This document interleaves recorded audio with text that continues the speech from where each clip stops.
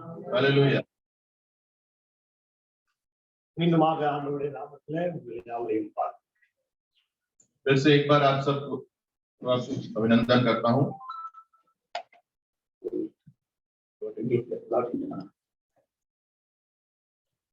இந்த காலை வேளையிலும்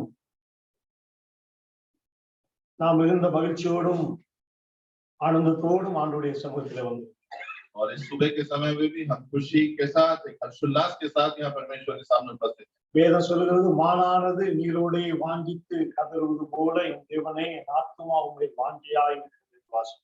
और जैसा वचन कहता है कि एक हिरण जो पानी की लहर को देखकर खुशी से उछलता है, वैसे ही वो आपके सामने उपस्थित होकर खुशी से है। எனவே கடந்த 4 மாதங்களுக்கு மேலாக நாம் ஆண்டவரை நம்முடைய வீடுகளிலே நம்ம கூடி ஆராதித்து வந்தாலும் ஆலயத்துக்கு வரையிலேயே என்ற ஒரு மிகப்பெரிய ஒரு தாகம் நம்ம எல்லாருக்கும் இருந்துச்சு.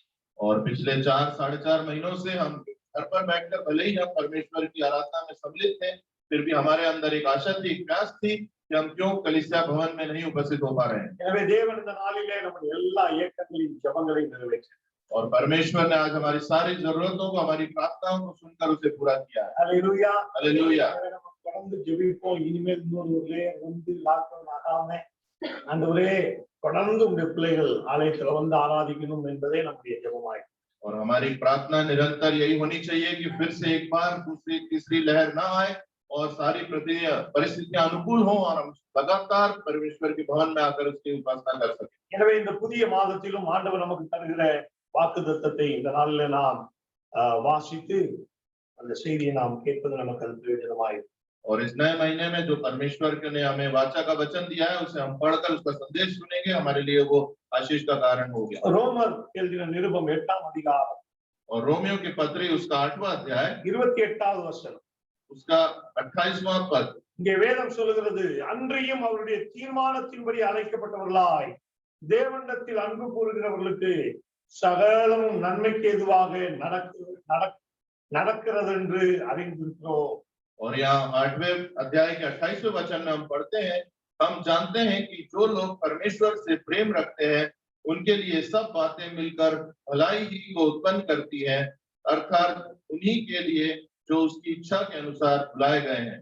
ताली बजाकर परमेश्वर का धन्यवाद। எனவே இந்த புதிய மாதத்திலே தேவன் இந்த வார்த்தையின் மூலமாய் நம்மோடு கூட உடன்படிக்கை செய்கிறார். और इस नए महीने में परमेश्वर हमारे साथ इस वचन को लेकर बात कर रहा है। வேதம் சொல்லுகிறது, அவருடைய தீர்மானத்தின்படி அழைக்கப்பட்டவர்களாய் தேவனிடத்தில் அன்பு கூறுகிறவர்களாகிய நமக்கு சகலமும் நன்மைக்கு ஏதுவாக இந்த மாதத்திலும் வருகிற நாட்களிலும் நடக்கும் என்று ஆண்டவர் சொல்லுகிறார். और वचन कहता है कि जो उसकी इच्छा के अनुसार बुलाए गए हैं, जो उससे प्रेम रखते हैं, उनको इस महीने सारी भलाई और आशीष प्राप्त होगी। Hallelujah hallelujah. எனவே இந்த மாதமும் வருகிற காலங்களும் அவருடைய பிள்ளைகளாகி நமக்கு சகலமும் நன்மையாய் இருக்கும். और आने वाले दिनों में और आने वाले समय में सारे परमेश्वर के बच्चों के लिए सारी बातें भलाई की होंगी। हालेलुया। हालेलुया। ஆண்டவர் இப்படி சொல்லல, இந்த மாதத்துல ஒரு சில காரியங்கள் உங்களுக்கு நன்மையாய் இருக்கும் என்று சொல்றார். परमेश्वर ने ऐसा नहीं कहा कि इस महीने में कुछ बातें आपके लिए भलाई की होंगी, ஆனால் வேதம் சொல்லுகிறது சகலமும் நன்மையாய் இருக்கும். पर वचन कहता है कि सारी बातें आपके लिए भलाई की நம்முடைய होंगी। வாழ்க்கையில சம்பவிக்கிற ஒவ்வொரு விஷயத்தையுமே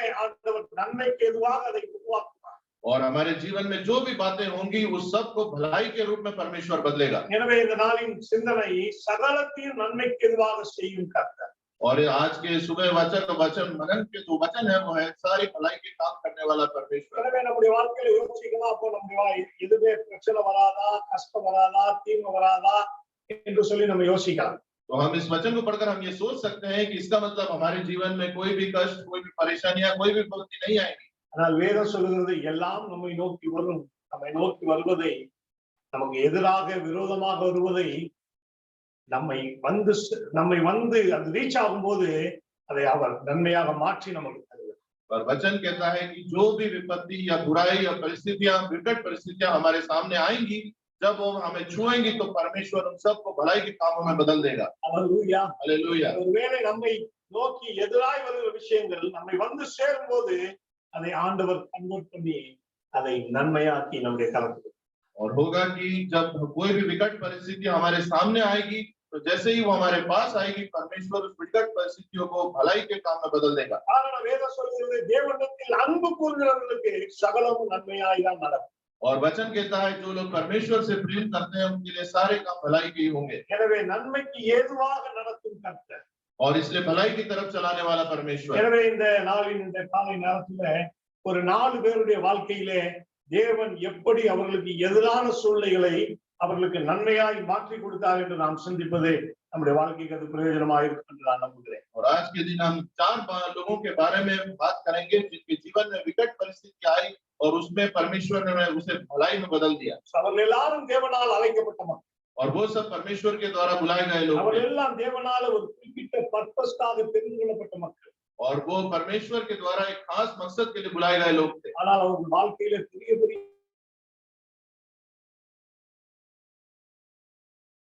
पड़ी ஆனால் அவைகள் ஒன்றும் அவர்களை மேற்கொள்ள முடியவில்லை. पर कोई भी परेशानी उनके ऊपर हावी नहीं हो पाई। காரணம் அவர்களோடு கூட இருந்த கடவுள் அவர்களுடைய வாழ்க்கைக்கு எதிரான விஷயங்களை எல்லாம் அவர்களுக்கு நன்மையாய் மாற்றிக் கொள்வார். क्योंकि उसका कारण था जो उनका परमेश्वर उनके साथ रहता था उसने सारी बुराई के काम को उनके जीवन में भलाई में बदल दिया। எனவே இந்த காலை நேரத்திலே அவருடைய சமூகத்தில் கூடி வந்திருக்கிற நாம் எல்லாருமே அவராலே அழைக்கப்பட்ட மக்கள். और इसलिए आज जितने भी लोग इस परमेश्वर के समूह यहाँ उपस्थित हैं हम सब परमेश्वर के द्वारा बुलाए गए நம்மை लोग हैं। குறித்து அவர்களிடத்திலே ஒரு பெரிய தீர்மானம் இருக்கிறது. और हमारे लिए उसके सामने एक बहुत बड़ा उसने निर्णय நாம் लेकर ஒரு रखा பெரிய है। நோக்கத்தோடு நாம் அவருக்காக நாம் அழைக்கப்பட்டிருக்கிறோம். और एक बहुत बड़े मकसद के लिए हम उसके सामने बुलाए गए हैं। எனவே நாம் அழைக்கப்பட்டிருக்கிறோம், நாம் தெரிந்து கொள்ளப்பட்டிருக்கிறோம், நம்முடைய பிள்ளைகளாய் இருக்கிறோம். எனவே ஒரு பிரச்சனையும் வராதுன்னு நம்ம சொல்லக்கூடாது. और हम ये नहीं कह सकते कि हम चुने हुए हैं, हम बुलाए गए हैं या हम उसके बच्चे हैं, हमारे जीवन में कोई भी परेशानी नहीं आएगी। நாம் வேதாகமத்திலே பார்க்கும்போது தேவனாலே பர்టిక్యులரா தெரிந்து கொள்ளப்பட்டவர்களுடைய வாழ்க்கையில் अनेक போராட்டங்கள் வந்தது.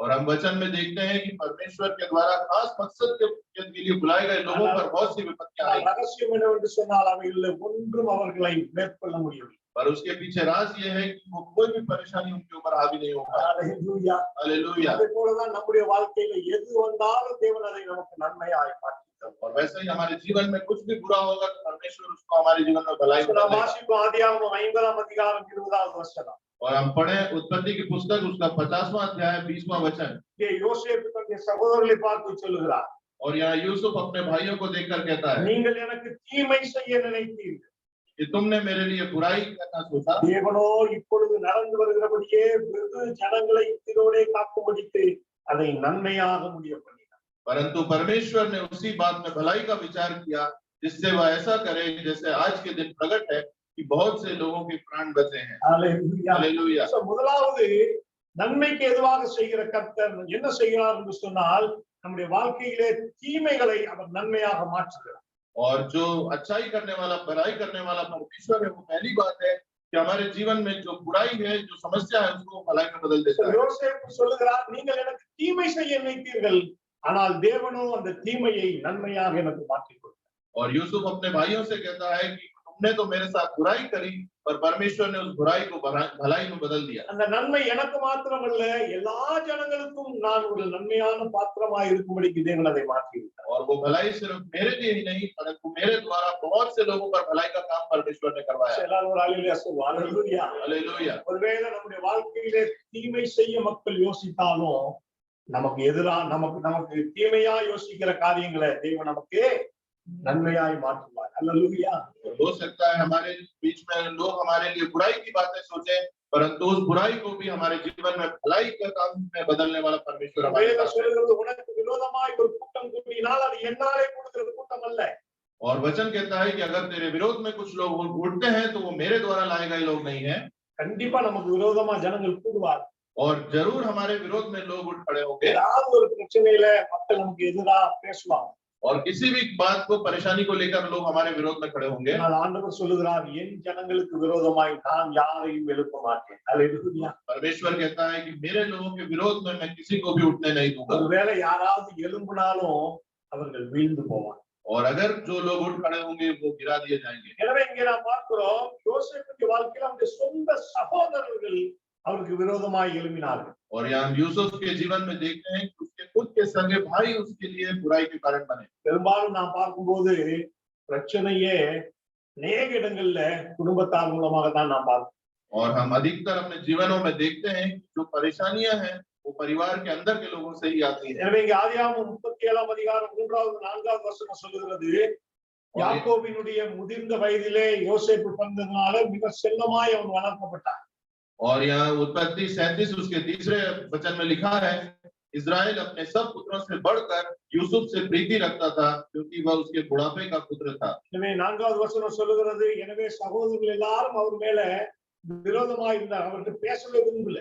और चौथा वचन कहता है कि उसके भाई लोग उससे ईर्ष्या रखते थे, उससे बात नहीं करते थे। 5வது வசனம் சொல்லுகிறது, அவனை அதிகமாய் வெறுத்தார்கள், பகைத்தார்கள்.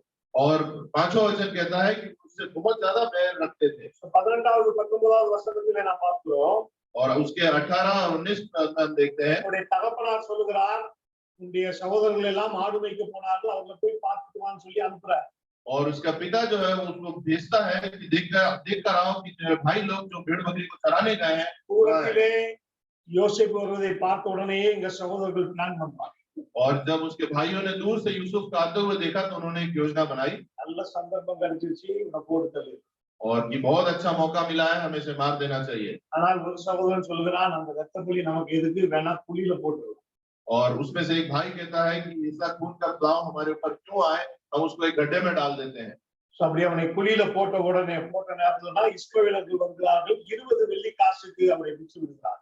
और जब उसको गड्ढे में डाल देते हैं तभी वहाँ इस्माइली लोग आते हैं और उसे 20 टुकड़ों में वो बेच दिया जाता है। எனவே வேதம் சொல்லுகிறது, அவருடைய சகோதரர்கள் யோசேப்புக்கு தீமை செய்யும்படி அவர்கள் பிளான் பண்ணாங்க.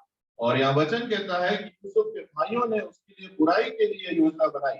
ஒரு விஷயத்தை நாம் எப்போதும் நம்முடைய மனசுல வைக்கணும், और एक बात हमें हमेशा अपने मन में रखनी चाहिए, நமக்கு எதிராக எத்தனை பேர் பிளான் பண்ணாலும் हमारे विरोध में कितने भी लोग योजना बनाए, நமக்காக ஒருத்தர் சிறப்பான பிளான் போடுறார். அல்லேலூயா, पर हमारे लिए एक मनुष्य है जो बहुत अधिक हमारे लिए योजना बना के रखी है। அல்லேலூயா. हालेलुया। எனவே நமக்காக யார் எப்படினாலும் பிளான் போடட்டும். और हमारे लिए कोई भी किसी भी तरह की योजना बना ले। இங்கே வசனம் சொல்லுகிறது, சங்கீதம் 105ல और यहाँ भजन संहिता 105 में लिखा है, 19வது 20வது வசனம் வாசிக்கிறோம்.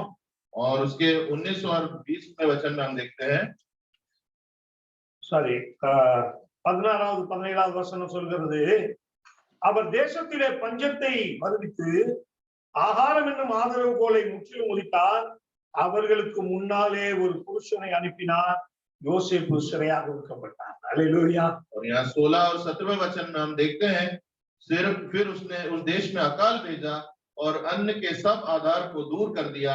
उसने यूसुफ नामक एक पुरुष को उनसे पहले भेजा था, जो दास होने के लिए बेचा गया था।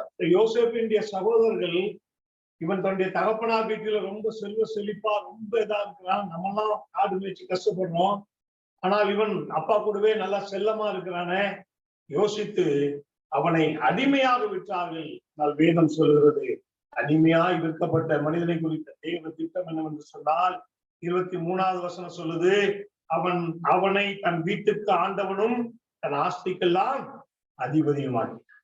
और जब हम यहाँ देखते हैं कि यूसुफ के भाइयों ने ये देखा कि वो अपने पिता के घर में बहुत हर्ष से रहता है और हमें तो भेड़ बकरियां चराना पड़ता है, तो उन्होंने उसको दास के रूप में बेच दिया। पर परमेश्वर ने यहाँ उसको दास के रूप से ऊपर उठाकर उसके हाथों से बहुत बलवंत कार्य कराए। அல்லேலூயா. हालेलुया। எனவே இந்த காலை நேரத்திலே, இந்த புதிய மாதத்திலே தேவன் நமக்கு கொடுக்கிற வாக்குத்தத்தம் சகலத்தையும் நன்மைக்கு எதுவாக நாம் நடத்துவோம். और इस सुबह के समय में परमेश्वर का जो वाचा का वचन है ये है कि वो सारे कार्यों में हमारे लिए भलाई करेगा। ஒருவேளை இன்றைக்கு நமக்கு எதிராக மக்கள் தீமைகளை யோசித்து செய்து கொண்டிருக்கிறார்கள் என்று நாம் சிந்திப்போம் என்று சொன்னால், ஆண்டவர் மேல நம்பிக்கை வைப்போம். அவர் தீமையை நம்முடைய வாழ்க்கையில நன்மையாக மாற்றி, யார் நம்மை உதாசீனப்படுத்தினார்களோ அவர்கள் முன்பாக தேவன் நம்மை உயர்த்தி வைப்பார்.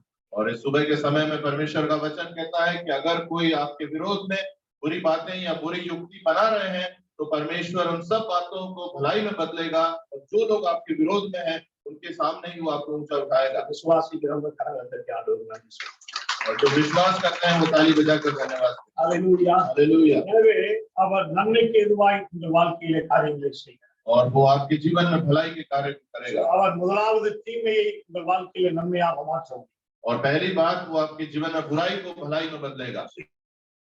இரண்டாவது और दूसरी बात, அவர் நன்மைக்கு எதுவான காரியங்களை செய்கிறவர். और वो भलाई के कार्य वो आपके जीवन में करता है। சோ முதலாவது அவர் தீமைகளை நன்மையாக மாற்ற முடியும். और पहली बात, वो बुराई को भलाई में बदलता है। இரண்டாவது நமக்கு எதிரான வஞ்சனைகளை பலனாக மாற்ற முடியும். और दूसरी बात, हमारे खिलाफ हो रहे षड्यंत्र को वो भलाई में बदलेगा। ஹalleluya. हालेलुया। நமக்கு எதிராக போடப்படுகிற வஞ்சனை எல்லாம் நமக்கு ப்ராஃபிட்டா மாத்தி தருவார். और हमारे खिलाफ जो भी षड्यंत्र रचेगा वो सब हमारे लिए फायदे का सौदा होगा। ஹalleluya சொல்லுங்க. हालेलुया। ஹalleluya. ஹalleluya. 4 மாசமா ஜூமுக்கு முன்னாடி உட்கார்ந்து और सारे ஹalleluya. हालेलुया। சாதியாகமம் 31:7. और उत्पत्ति की पुस्तक उसका 31वां अध्याय 7वां वचन। சாதியாகமம் 31ஆம் அதிகாரம் 7வது வசனம். उत्पत्ति 31 उसका 7वां वचन। இங்கே வேதம் சொல்லுகிறது, और यह वचन कहता है, உங்கள் தகப்பனோ என்னை வஞ்சித்து और என் சம்பளத்தை 10 முறை மாற்றினார். फिर भी तुम्हारे पिता ने मुझसे छल करके मेरी मजदूरी को 10 बार बदल दिया। ஆனாலும் அவன் எனக்கு தீங்கு செய்ய தேவன் அவனுக்கு இடம் கொடுக்கவில்லை. கரங்களை தட்டி ஆண்டவருக்கு நன்றி சொல்லுங்க. परंतु परमेश्वर ने उसको मेरी हानि करने नहीं दिया। ஹalleluya. हालेलुया। இங்கே யாக்கோபு தன்னுடைய மனைவிகளை பார்த்து சொல்லுகிறார், और यहाँ याकूब अपनी पत्नी को देखकर कहता है தகப்பனோ என்னை வஞ்சித்தார், कि तुम्हारे पिता ने मेरे साथ छल किया है। என் சம்பளத்தை 10 முறை மாற்றினார். मेरी जो कमाई को उसने 10 बार बदल दिया। ஆனால் என் ஆண்டவரோ அவன் எனக்கு தீங்கு செய்ய இடம் கொடுக்கல. परंतु मेरा जो परमेश्वर है उसने मेरी कोई हानि नहीं होने दी। ஹalleluya. हालेलुया। நம்ம வாழ்க்கையில் இந்த நம்பிக்கை இருக்கும். हमारे जीवन में ऐसा विश्वास होना चाहिए। யார் நமக்கு வஞ்சனையா செயல்பட்டாலும் कोई भी मेरे खिलाफ छल कपट நாம करे, சொல்லணும், என் ஆண்டவர் அதுக்கு இடம் கொடுக்க மாட்டார் ஐயா. हमें कहना चाहिए कि मेरा परमेश्वर उसके लिए कभी अनुमति नहीं देगा। ஹalleluya. हालेलुया। என் ஆண்டவர் இடம் கொடுக்க மாட்டார். परमेश्वर उसको कभी जगह नहीं देगा इसी बात எனவே में। இங்கே நாம் பார்க்கிறோம், இங்கே லாபான் என்ன சொல்றது, லாபான் யாக்கோபுக்கு வஞ்சனை செய்ய, வஞ்சிக்க அவனுடைய உழைப்பை இல்ல, அவனுடைய என்ன சொல்றது, யாக்கோபுடைய உழைப்பை, யாக்கோபுடைய பிரயாசத்தை, யாக்கோபுடைய வளர்ச்சியை கண்டு அவனை வஞ்சிக்க, அவனை ஏமாற்ற நினைக்கிறான்.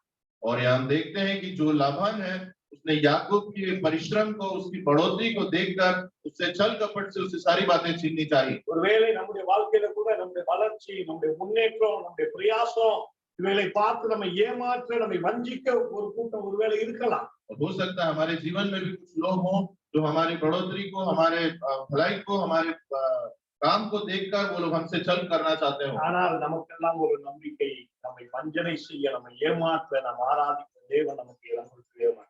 और हमारे सबके जीवन में एक विश्वास होना चाहिए कि हम जिस परमेश्वर की आराधना करते हैं वो हमारे जीवन में कभी भी छल की अनुमति नहीं देगा। ஆதியாகமம் 30:27 பார்க்கிறோம். और उत्पत्ति उसके 30वें अध्याय 27वें वचन में இங்கே லாபான் சொல்றாரு, உன் கண்களில் எனக்கு தயவு கிடைத்ததே, ஆனால் இங்கே இரு, உன்னாலதான் நான் ஆசீர்வாதமா இருக்கிறேன்னு எனக்கு தெரியும்னு சொல்றான். और यहाँ लाबान उससे कहता है, यदि तेरी दृष्टि में मैंने अनुग्रह पाया है तो यहीं रह जा, क्योंकि मैंने अनुभव से जान लिया है यहोवा ने तेरे कारण से मुझे आशीष दी है। எனவே நீ என்னை விட்டு போகாத, இனி சம்பளம் கூட வாங்கிக்கன்னு சொல்ற. और इसलिए ये लाबान कहता है कि तू मुझे छोड़कर मत जा और मैं तुझे कमाई का हिस्सा दूंगा। யாக்கோபு லாபான்கிட்ட சொல்றாரு, அப்பா நான் 20 வருஷம் உன்கிட்ட ஃப்ரீயாவே வேலை செஞ்சேன். अब याकूब जो है वो लाबान से कहता है कि मैंने 14 வருஷம். 14 साल तेरे सामने बिना मजदूरी के काम किया है, இனி எனக்காகவும், என்னுடைய மனைவிக்காகவும், என்னுடைய பிள்ளைகளுக்காகவும் நான் சம்பாதிக்கிறேன். इसलिए अब मुझे अपनी पत्नी के लिए, अपने बच्चों के लिए कमाना पड़ेगा। அப்பொழுதுதான் அவர் சொல்றாரு, உனக்கு எவ்வளவு சம்பளமோ நீ வாங்கிக்க, நீ என் கூடவே இரு. और तब लाबान कहता है कि तुझे जितनी भी मजदूरी चाहिए तू ले ले, पर तू मेरे साथ रह। ஆனால் இங்கே நாம் பார்க்கிறோம், தேவன் யாக்கோபை ஆசீர்வதித்தார். और यहाँ हम देखते हैं कि परमेश्वर ने याकूब पर बहुत ही आशीष बरसाई, அதை லாபானாலும் அவருடைய பிள்ளைகளாலும் தாங்க முடியல. और वो जो आशीष थी उसे देखकर यह लाबान और उसका परिवार हजम नहीं कर पाया। ஆதியாகமம் 31:1 பார்க்கிறோம், और उत्पत्ति उसका 31 के पहले वचन में हम देखते லாபானுடைய हैं, பிள்ளைகள் சொல்லுகிறார்கள், எங்க அப்பா சுத்தமா இவன் அபகரிச்சான். और लाबान के पुत्र कहते हैं कि हमारे पिता की सारी संपत्ति को इसने हड़प दिया। எங்கள் தகப்பனுடைய பொருளினாலே இந்த செல்வத்தை எல்லாம் அவன் சம்பாதித்தான். और उसके पुत्र कहते हैं कि हमारे पिता की सारी संपत्ति के कारण ही आज ये फल फूल रहा है। எனவே இங்கே நாம் பார்க்கிறோம், அவருடைய வளர்ச்சியை கண்டு ஒரு பெரிய ஒரு வஞ்சனை, அவரை எப்படியாலும் ஏமாற்றணும்னு சொல்லி அவர்கள் யோசிக்கிறார். और यहाँ पर हम देखते हैं कि उसकी बढ़ोतरी को देखकर वो लोग एक छल की योजना करते हैं कि इसको किसी भी तरह नीचा किया जाए। ஆதியாகமம் 31:41 பார்க்கிறோம், और उत्पत्ति की पुस्तक उसका 31वां अध्याय 41वें पद में हम இங்க देखते हैं யாக்கோபு சொல்றான், எனவே இந்த 20 வருஷ காலம் உங்களுடைய வீட்டிலே இருந்தேன். और वह याकूब कहता है 20 वर्ष तक मैं तेरे घर में रहा 14 வருஷம் உடைய 2 குமாரத்திகளுக்காகவும் 14 वर्ष तो मैंने तेरी दोनों बेटियों के लिए 6 வருஷம் உங்களுடைய மந்தைக்காகவும் இடத்தில் சேவித்தேன். और 6 वर्ष तेरी भेड़ बकरियों के लिए सेवा की 10 முறை என் சம்பளத்தை மாற்றி. और तूने मेरी मजदूरी को 10 बार बदल डाला நம்முடைய வாழ்க்கையில கூட பார்க்கும்போது நம்முடைய முன்னேற்றத்தை தடை பண்ணுவதற்கு நிறைய பேர் பலவிதமான வஞ்சனைகளை செய்வதை நாம் பார்க்கிறோம். और हमारे जीवन में भी हम देखते हैं कि हमारे जीवन में बढ़ोतरी को रोकने के लिए बहुत से लोग अनेक तरह से छल करते हैं ஆனால் வேதம் சொல்லுகிறது அவை எல்லாவற்றையும் தேவன் நன்மையாக மாற்றும். और पर वचन कहता है उन सब छल को परमेश्वर भलाई के काम में बदल देगा ஆதியாகமம் 31:8 நம்ம பார்க்கிறோம். और उत्पत्ति 31 उसके 8 में हम देखते हैं புள்ளியுள்ளவைகள் உன் சம்பளமாய் இருக்கும் என்று அவன் சொன்னபோது ஆடுகள் எல்லாம் புள்ளியுள்ள குட்டிகளை போட்டது. और கலப்பு நிறமானவைகள் உன் சம்பளமாய் இருக்கும் என்று அவன் சொன்னபோது ஆடுகள் எல்லாம் கலப்பு நிற குட்டிகளை.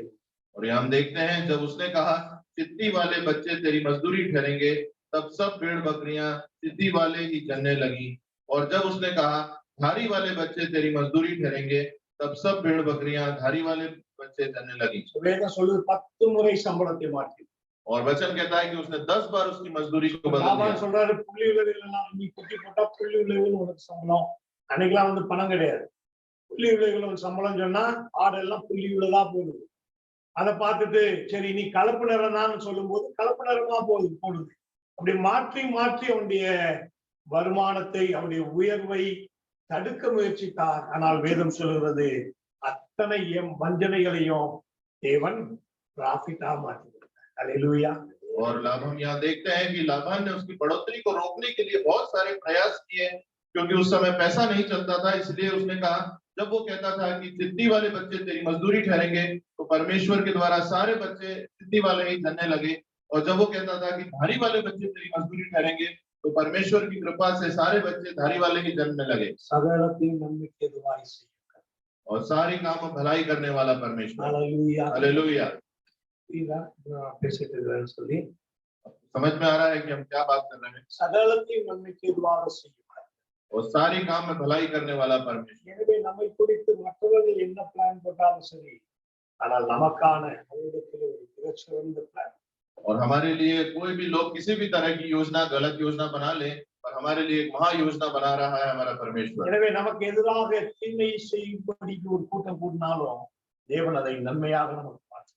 और हमारे खिलाफ छल करने के लिए भी अगर कुछ लोग इकट्ठे होंगे तो परमेश्वर उसको भी भलाई के लिए भलाई के रूप में बदलेगा வஞ்சனையாய் நம்முடைய முன்னேற்றத்தை, நம்முடைய ப்ரமோஷனை, நம்முடைய வியாபாரத்தை, நம்முடைய தொழிலை வஞ்சனையாய் ஏமாற்ற மக்கள் யோசித்தாலும் தேவன் அதை நமக்கு பலனாய் ப்ராஃபிட்டா மாற்றுகிறார்.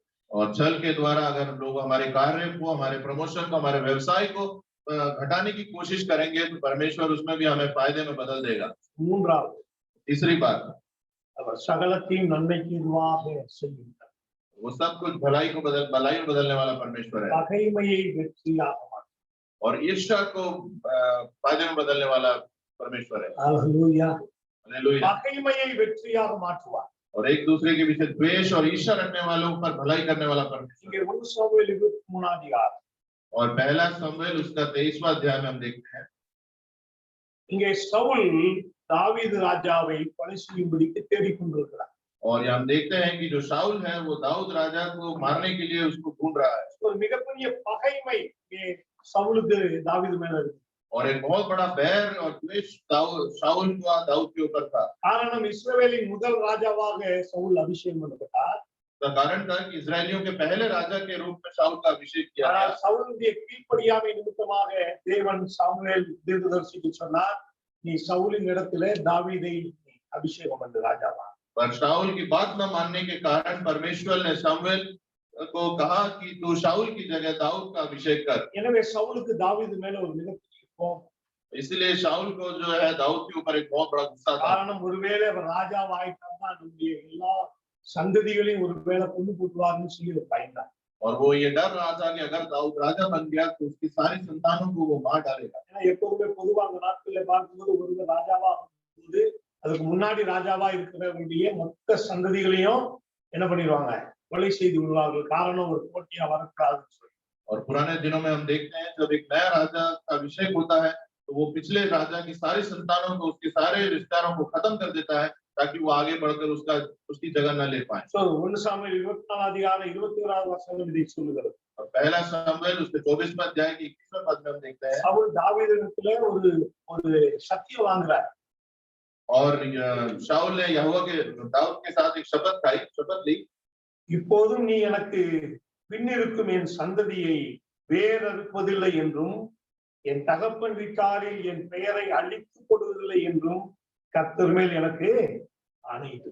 और उसने दाऊद से कहा कि अब मुझसे यहोवा की शपथ खा कि मैं तेरे वंश को तेरे बाद नष्ट न करूंगा और तेरे पिता के घराने में से तेरा नाम मिटा न डालूंगा। எனவே தாவீதை கொலை செய்ய அவர் தேடுவதன் நோக்கமே தாவீது ராஜாவாயிட்டார்னா நம்முடைய சந்ததிகள் எல்லாம் ஒண்ணுலாம் பண்ணிடுவாரு, அதனால நம்ம தாவீதை கொலை செய்யணும்.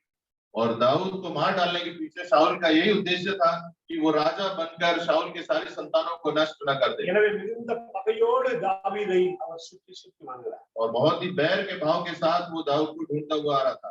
1 சாமுவேல் 23 அதிகாரம் और पहला शमूएल 23वें अध्याय 19வது 20வது வசனத்தை பார்க்கும்போது தாவீது எங்கே ஒளிந்து கொண்டிருக்கிறார் என்ற தகவல் சவுல் ராஜாவுக்கு கொடுக்கப்படுகிறது. और यहाँ 19 और 20 वचन में हम देखते हैं कि जहाँ दाऊद छुपा था उसकी खबर शाऊल के पास पहुंचाई गई। எனவே சவுல் ஒரு மிகப்பெரிய மக்களோடு கூட தாவீதை பிடிக்க வரார். और शाऊल जो है वो बहुत बड़ी सेना लेकर दाऊद को पकड़ने के लिए आया। இங்கே 27வது வசனத்துல நம்ம 26 27வது வசனத்துல பார்க்கும்போது சவுலும் அவருடைய ராணுவமும் தாவீது ராஜாவையும் அவருடைய மனுஷர்களையும் சுற்றி வளைத்து और यहाँ 26 और 27वें वचन में देखते हैं कि शाऊल और उसकी सेना ने जहाँ दाऊद था उस जगह को पूरी तरह से घेर लिया। எனவே 26வது வசனத்தின் கடைசி பகுதியில் பார்க்கிறோம் அவர்களை வளைத்துக் கொண்டார். और यहाँ 26 के आखिरी पार्ट में हम देखते हैं कि उन्होंने उसको घेर लिया। அவ்வளவுதான் தாவீதுடைய லைஃப் முடிய போகுது. और बस उतना ही दाऊद की जो जीवन है वो खत्म होने वाला था। ஆனால் இங்கே வேதம் சொல்கிறது அந்த சமயம் पर यहाँ वचन कहता है कि उसी समय அல்லேலூயா हालेलुया நம்மை ஒருவேளை பகைவர்கள் அல்லது பகைமையான விஷயங்கள் நம்மை நெருக்கி நம்முடைய காரியங்களை முடிக்கக்கூடிய ஒரு சூழ்நிலை வரும்போது கூட தேவன் அந்த இடத்துல சூழ்நிலையை மாற்றும். और हो सकता है हमारे जीवन में भी हमसे बैर रखने वाले हमें घेर कर हमें समाप्त करने वाले हों, परंतु आखिरी समय में परमेश्वर हमारा बचाव करता है। அந்த சமயத்தில் ஒரு ஆள் சவுலிடத்தில் வந்து நீ சீக்கிரமாய் வாரும் பெலிஸ்தியர் தேசத்தின் மேல் வருகிறார்கள் என்று சொன்னார். और उसी समय एक जन ने आकर कहा कि आप शीघ्र आओ क्योंकि फिलिस्ती आपके पीछे आ रहे हैं। எனவே தாவீதை பிடிப்பதை விட்டுட்டு அவர் மீண்டும் தன்னுடைய தேசத்துக்கு ஓடிவிட்டார். और इसलिए वो दाऊद का पीछा छोड़कर फिर से वापस अपने देश को चला गया। சோ அதுக்கப்புறம் 24ஆம் அதிகாரத்தை பார்க்கிறோம் மீண்டும் சவுல் ராஜா दावीद பிடிக்க வரார். और फिर हम 24वें अध्याय में देखते हैं वो फिर से दाऊद के पीछे पड़ गया। இங்கே நாம் 3வது 4வது வசனத்துல பார்க்கிறோம் அவரை தேடிட்டு வருகிறவர் ஆலை கடனை முடிக்கும்படிக்கு ஒரு குகைக்குள்ள போய் உட்கார்ந்து இருக்கிறார். और यहाँ हम देखते हैं कि वो जब उसके पीछे आ रहे थे तो मार्ग में एक गुफा में जाकर वो लोग बैठ गए। இங்கே நாம் பார்க்கிறோம் அங்கதான் தாவீதின் கூட்டமும் இருக்கிறது. और उसी गुफा में दाऊद और उसके लोग भी छुपे हुए थे। சவுல் தாவீதை கொலை செய்ய தேடி போகிறார். शाऊल जो है वो दाऊद का खून करने के लिए उसके पीछे जा रहा था। தேவனோ சவுலை தாவீதின் கையில ஒப்பு கொடுக்கிறார். ஹல்லேலூயா. और जो परमेश्वर है वो दाऊद को शाऊल के हाथों में सौंपता है। நீங்கள் ஆராதிக்கிற தேவன் தீங்கு வர அனுமதிக்கவே மாட்டார். और हम जिस परमेश्वर की आराधना करते हैं वो हमारे जीवन में कभी भी बुराई के काम को नहीं लाएगा। தாவீது கொலை செய்ய போறார், தேடி போறாரு. और वो दाऊद का खून करने के लिए जा रहा था। ஆனால் தாவீதின் கையிலே தேவன் சவுலை ஒப்பு கொடுக்கிறார். परंतु परमेश्वर ने दाऊद के हाथों में शाऊल को सौंप दिया। இங்கே சவுலும் தாவீதும் ரொம்ப பக்கத்துல இருக்கிறாங்க. और यहाँ दाऊद और शाऊल जो है वो बहुत ही नजदीक थे। சவுல் தாவீதை பார்க்கல, தாவீது சவுலை பார்த்தார். पर शाऊल ने दाऊद को नहीं देखा पर दाऊद ने शाऊल को देख लिया। வேதம் சொல்கிறது சவுலுடைய அந்த ஷாலுடைய ஒரு பகுதியை என்ன பண்றாரு, கட் பண்ணி கையில வச்சுட்டார். और यहाँ वचन पढ़ते हैं कि दाऊद ने जो है वो शाऊल के अंगरखे का एक भाग काट कर अपने पास रख लिया। பக்கத்துல கட் பண்ற அவ்வளவு தூரத்துல தான் இருக்காரு. और हम देखते हैं कि उसके कपड़ों को काट सके इतना नजदीक वो था वहां पर। அப்பொழுது அவர் நினைத்திருந்தால் சவுலை கொலை செய்திருப்பார். अगर वो उस समय सोचता तो वो शाऊल को मार सकता था। ஆனால் இங்க இந்த வேத பகுதி தான் நம்ம இன்னைக்கு வாசிச்சோம்.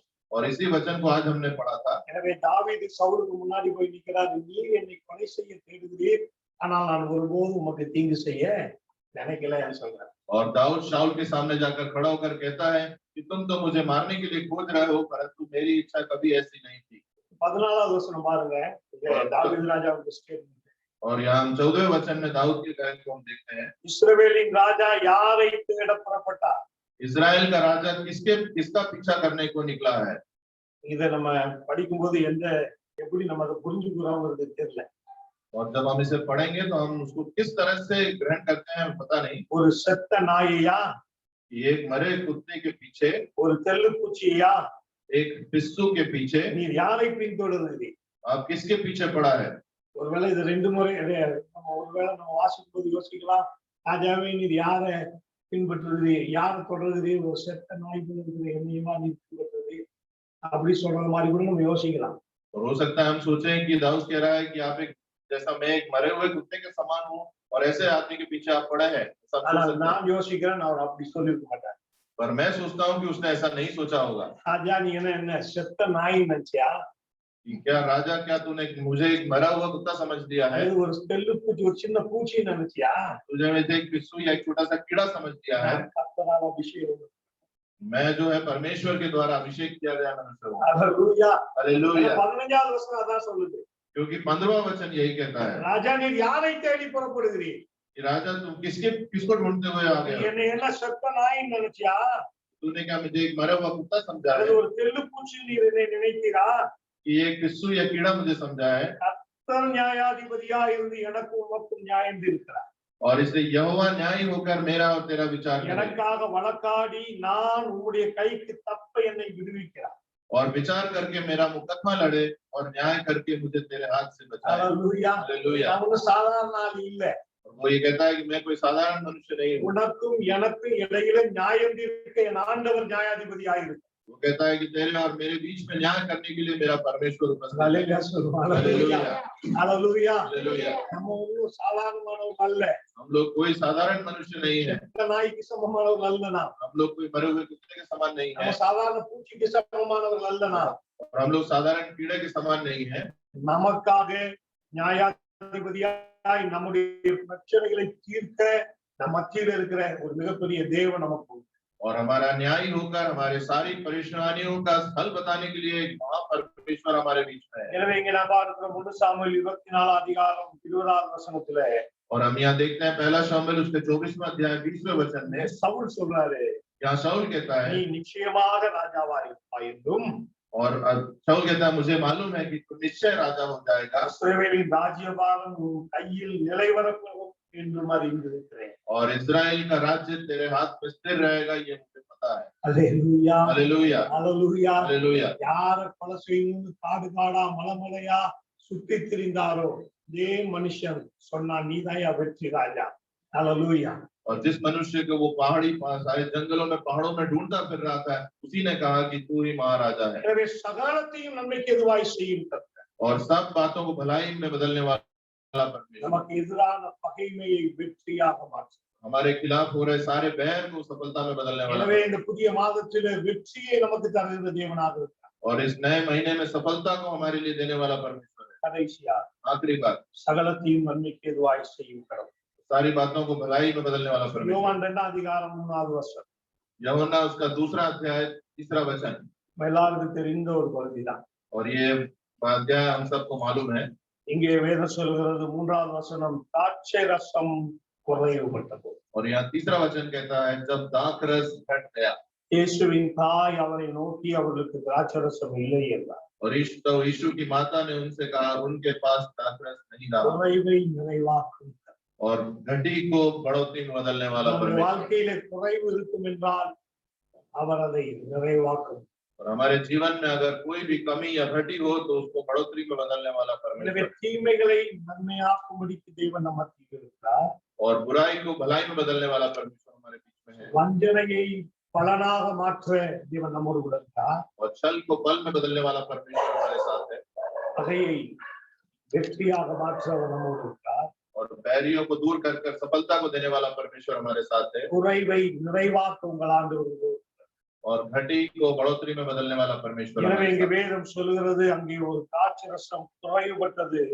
அதை இயேசுவுக்கு அது சொல்லப்பட்ட போது அங்கே ஒரு அற்புதம் நடந்தது. और यहाँ वचन कहता है कि जब दाखरस घट गया तो यीशु को वो बताया गया, तब वहां पर एक बहुत बड़ा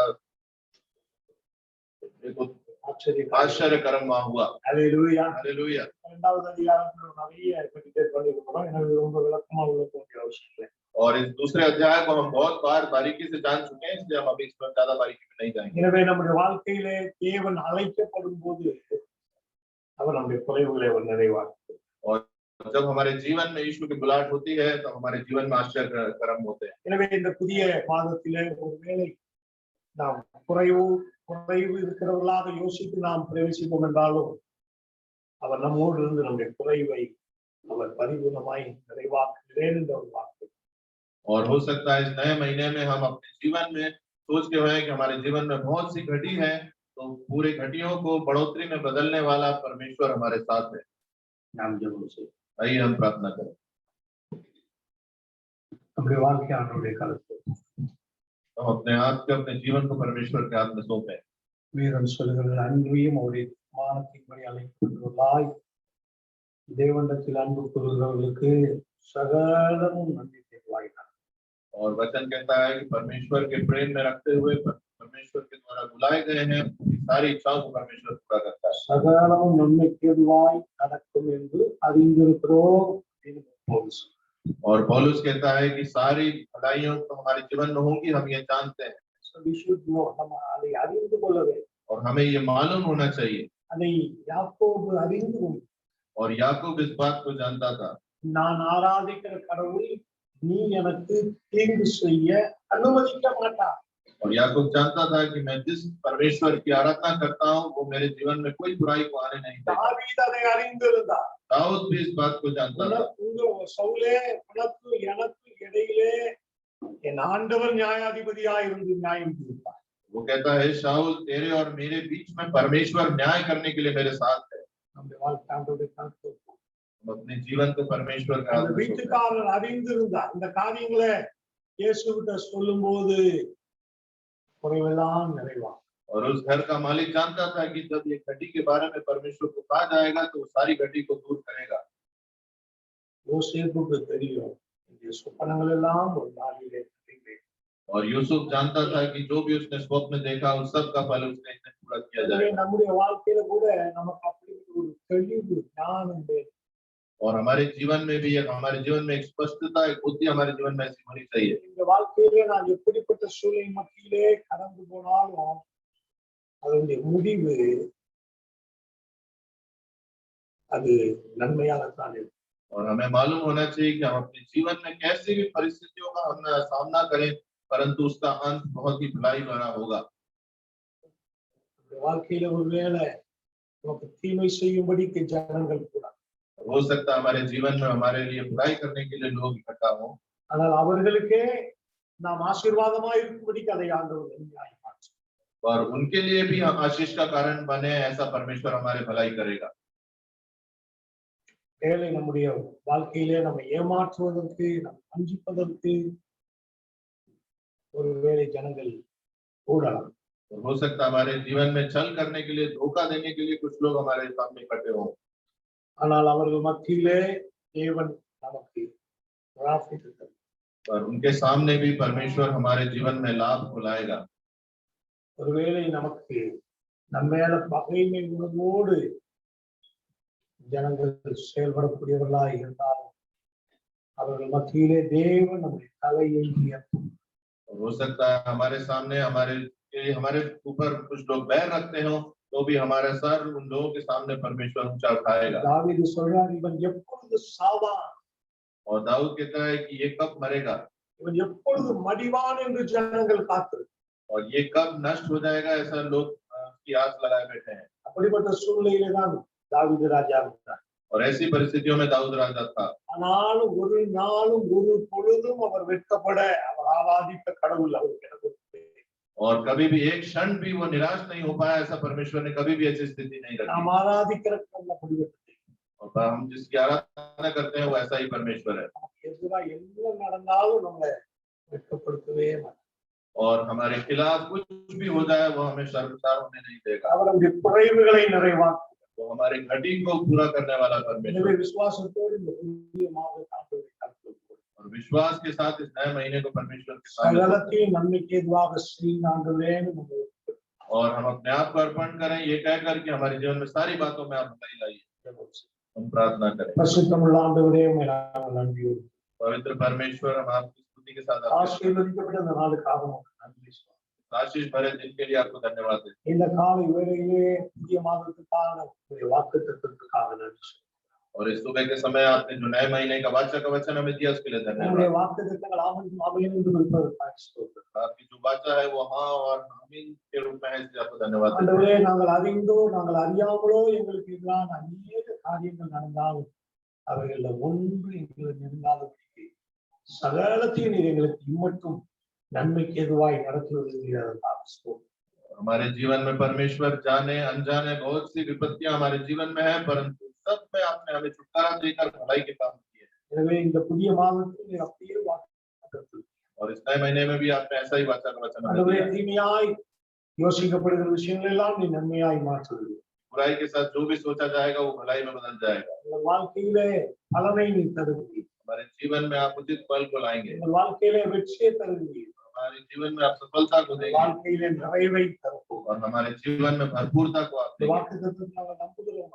और इस वाचा के वचन पर हम विश्वास करते செய்தியை हैं। நாங்கள் விசுவாசிக்கிறோம் சுவாமி. आपके संदेश को हम विश्वास रखते हैं स्वामी। இது இந்த காலை நேரத்துல கேட்டுக்கொண்டிருக்கிற ஒவ்வொருடைய வாழ்க்கையிலும் 100 மடங்கு பலனை கொடுக்கிறது. और इस संदेश को आज जिन्होंने भी सुना उनके जीवन में 100 गुना फल लाने இந்த पाए। புதிய மாதம் முழுவதும் நன்மைக்கு வாங்கி செய்கிறார். और इस नए महीने में आप सारी बातों पर अपना फल ஒவ்வொரு குடும்பத்தையும் ஆசீர்வதியும். हर एक परिवार पर आपके आशीर्वाद குடும்பத்தின் रहे। ஒவ்வொருவர் மேலும் உடைய பிரசன்னம் இருக்கிறது. और परिवार के हर सदस्य पर आपकी இந்த प्रसन्नता நாளின் है। ஆராதனையிலே பங்கெடுத்திருக்கிற ஒவ்வொருவரையும் நீர் ஆசீர்வதிக்கிறார். और आज की आराधना में जितने भी लोग उपस्थित हैं सब पर आपकी आशीष ஜூம் बनी ஆப் रहे। மூலமாக பங்கெடுத்து இருக்கிற உடைய பிள்ளைகள் எல்லாரையும் நீங்க ஆசீர்வதிக்கிறீர். और जूम के द्वारा सम्मिलित हुए सब पर आपकी आशीष बनी இந்த रहे। நாளிலே பரிமாறப்படுகிற கர்த்தருடைய திருப்பந்திக்கும் எங்களை நீர் ஆயத்தம். और आज के लिए जो प्रभु की मेज तैयार है उसके लिए हमें तैयार இந்த करिए। மாதம் முழுவதும் சித்தம் வாழ்க்கை. और इस पूरे महीने आपकी इच्छा हमारे जीवन में துதி கன மகிமை யாவையும் உமக்கே செலுத்துகிறோம். स्तुति महिमा आराधना सब आपको देते हैं। இயேசுவின் நாமத்தில் ஜெபிக்கிறோம் நல்ல பிதாவே. यीशु मसीह के नाम से मानते ஆமென். हैं आमीन। நம்ம எல்லாரும் எழுந்து हम सब खड़े हो जाएं। கர்த்தருடைய ஆசீர்வாதத்தை நாம் பெற்றுக்கொள்வோம். परमेश्वर की आशीष को हम प्राप्त करें। நம்முடைய கர்த்தராகிய இயேசு கிறிஸ்துவின் கிருபையும் பிதாவாகிய தேவனுடைய அன்பும் பரிசுத்த ஆவியானவருடைய ஐக்கியமும் வழிநடத்தலும் சமாதானமும் இன்றும் என்றும் சதா நாட்களிலும் இந்த ஆராதனையிலே பங்கெடுத்திருக்கிற ஒவ்வொருவரும் சதா காலமும் தங்கியிருப்பார். ஆமீன். ஈஸ்வரி